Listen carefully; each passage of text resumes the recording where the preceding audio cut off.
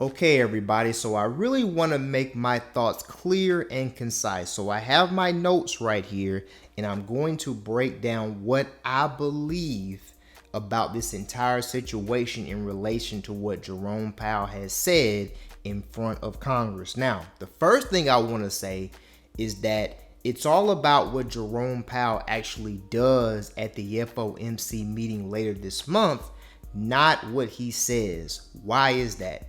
Because Jerome Powell has not said anything differently in this particular encounter with Congress than what he has said throughout these entire last 12 months, okay? Think about it. He has been saying that inflation is high and that they're focused on bringing it down to 2% and all of the things in that particular vein. Nothing has changed. So I'm trying to figure out, okay, what is he going to actually be doing at the end of the month? Another thing I want to say is that Jerome Powell is going to be paying attention to the jobs report that comes out, and he's going to be paying attention to CPI and PPI numbers that come out next week that measure inflation. So what he's saying right now in front of Congress is really irrelevant to me. It's all about what him and the committee actually does later on in March and what he says at that particular press conference. The second thing is this: even if he does raise interest rates by 50 basis points, the market is probably going to drop 10% as a result. But that doesn't scare me, and that doesn't make me feel any type of way. Why would I say that? Because the market normally corrects 10% in a given year anyway. So this year would not make this year any different than any other year. So I think that we need to just get used to it and just prepare that if Jerome Powell does bring the market down 10%, that's going to give you an opportunity to buy more stocks.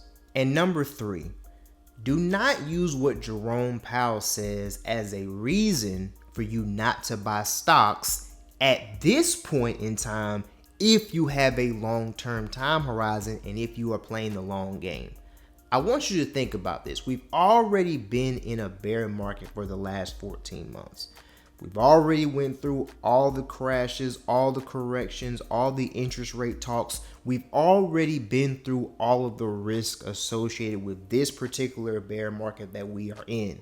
So, if it is your desire to build wealth and to grow wealth over the long term, what are you waiting on? You have to put your money to work. Nothing is going to change right now in the economy, right? At the end of the day, the media is going to continue to give us the exact same narrative over and over and over again. We have to have a long-term time horizon in the long game, right? We have to build our positions now and be ready for the long term before it's too late. I don't want us to wait 2 years or 3 years to say, hey, this is the time we need to buy stocks. No, we need to be buying stocks now while we're in this bear market, because when we get into the next bull market, that's when we want to be enjoying the fruits of our labor at that particular time. But we have to buckle down and we have to pay attention to what's going on in this particular market. So before we close this episode out, there are some things that I really want you to pay attention to and just keep in mind. Please stop trying to time the market, because time in the market is better than timing the market. Remember, ask yourself this question: are you trying to play the long game? If you are trying to play the long game, then now is the time for us to be building our position and trying to build our wealth. We need to be accumulating shares right now and continuing to find ways to accumulate more shares so we can purchase more assets. Another thing, we need to focus on increasing our income, reducing our expenses so we can, again, guess what? Purchase more shares. Income minus expenses equals free cash flow. That free cash flow is that amount of money that you have left over that you can utilize to purchase stocks, to purchase assets, things of that nature. That's what we need to be focused on. Last thing I want to say, please understand that now is the time for us to be putting in the work.